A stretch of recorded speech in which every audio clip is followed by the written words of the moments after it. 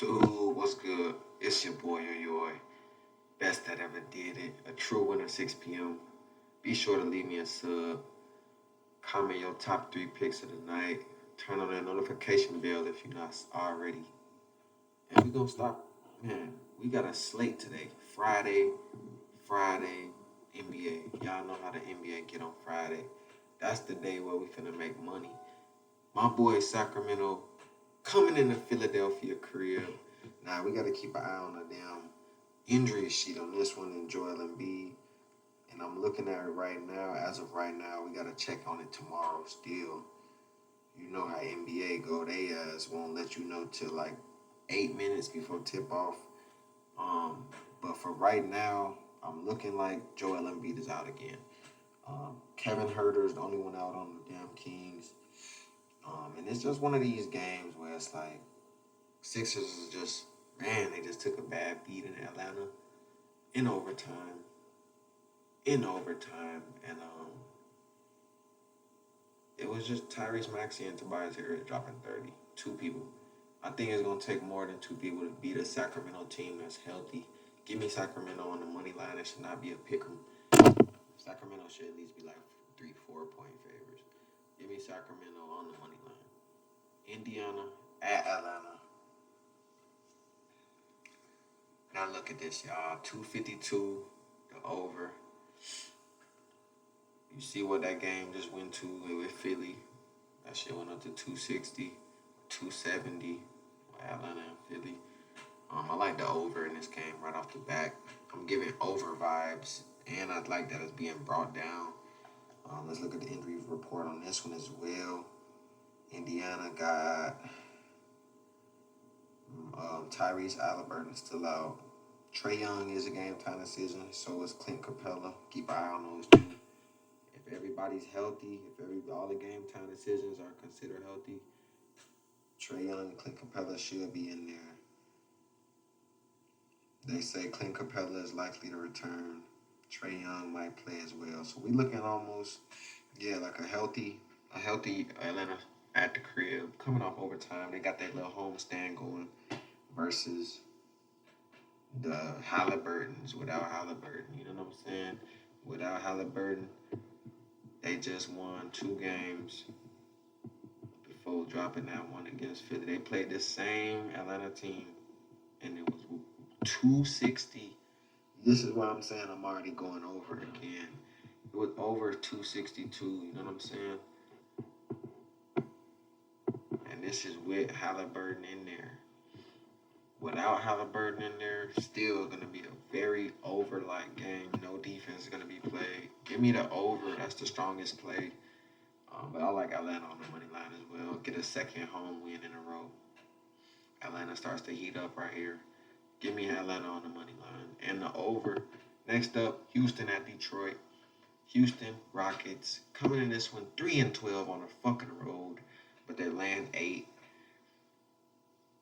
18-18, 500 on the season. Detroit is 3-35. That's still reality. 2-16 at the crib. They still got more road wins at 3-12 than they do at home. Give me the damn Detroit to cover the spread, but I like Houston to get the win. I think it's too much points.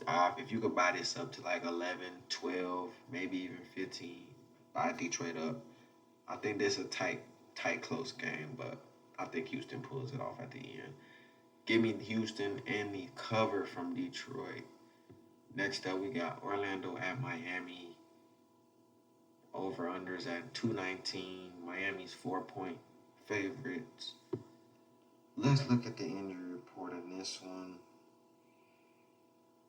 Franz Wagner still out.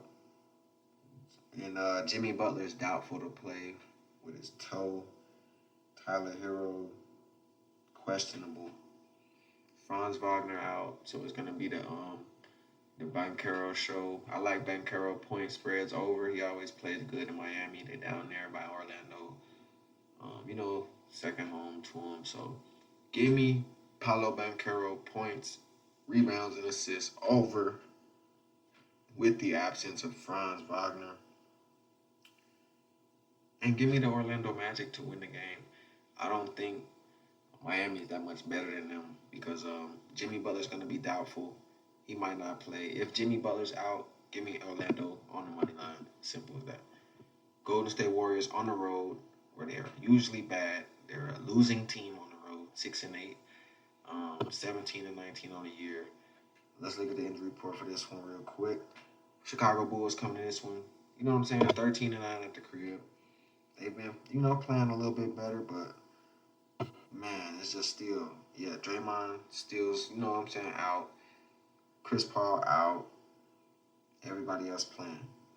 Last game, this was an over. It was 132-118. Chicago won. Give me the over again. I think it's just all one of them games where it just goes over this total very quickly. This is still Golden State who could get up points in a hurry. Chicago plays that fast-paced Bulls. Kobe White flashing down the court.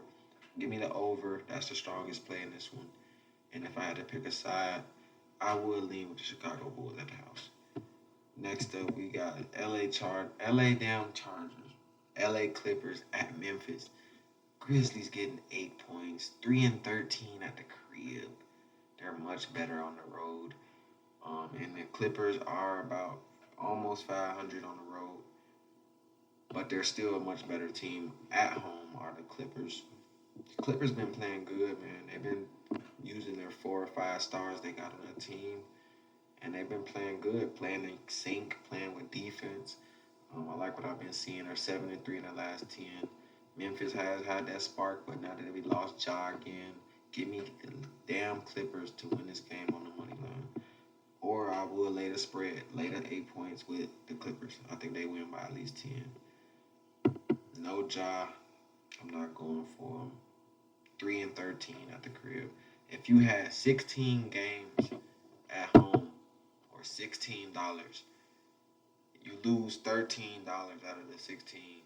You only found $3 that you've lost. That's terrible. That's what I'm saying. That's what you're doing if you're betting on the Grizzlies at home. Give me my boys to beat them boys by at least 10. Give me the Clippers. Next up, Portland at Minnesota. Minnesota, the fucking top team in the fucking... Do y'all see the standings? I don't think they seen the standings. They fucking number 1 in the West. You know what I'm saying? Minnesota's like that. Portland's not like that right now. They've been getting their ass handed to them. They just lost by 62. Or no, they lost by 67 or 62. I think they lost by 62. SGA and them boys didn't play around with them. And this is a weird game. When a team gets beat like that really bad, like how the Raiders put up 63 points in that one game, and then look at the very next game the Raiders had. I think it's going to be a competitive game for the Portland Trailblazers. Give me the Portland Trailblazers plus the 15. Actually, I like the first half spread only in this game particularly, just because of the blowout angle. Give me Portland to cover the spread in the first half. Whatever the first half, it might be 7.5. I'm expecting 7 points, 7.5, maybe 8. 8 points to cover, 7.5 to cover. First half, I think it's a tight game first half. Minnesota might blow them out late third, fourth quarter. But that first half is going to be close. Give me my boys Portland to cover the first half spread. Next up, Charlotte Hornets, FSA. And we got a good-ass game right here. San Antonio just played a very good game. And they blew out the Detroit damn Pistons. Cleveland lost by 2. Milwaukee lost by 4. You know what I'm saying? They've been playing good the last 3 games. Figuring some shit out. Covered the spread in the last 4 games.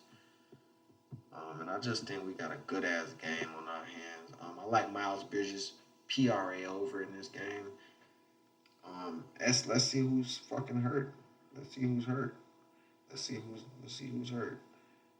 Yeah, Gordon Hayward still out. Zach Collins out. Nobody else. The same teams we've been seeing for the last 2-3 games for each team. Give me Charlotte to lose this game. San Antonio Spurs on the money line, and I like Miles Bridges PRA over. Toronto at Utah. Now Utah been playing, boy, they been playing better, especially at the crib.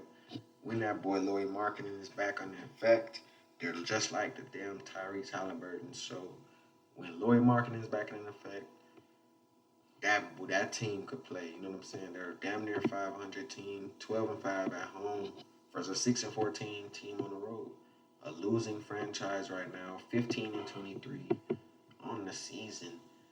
But they have been picking up a little pace. They played with a spark because they knew a trade, and they got with RJ and Emmanuel quickly. They've been playing very good lately.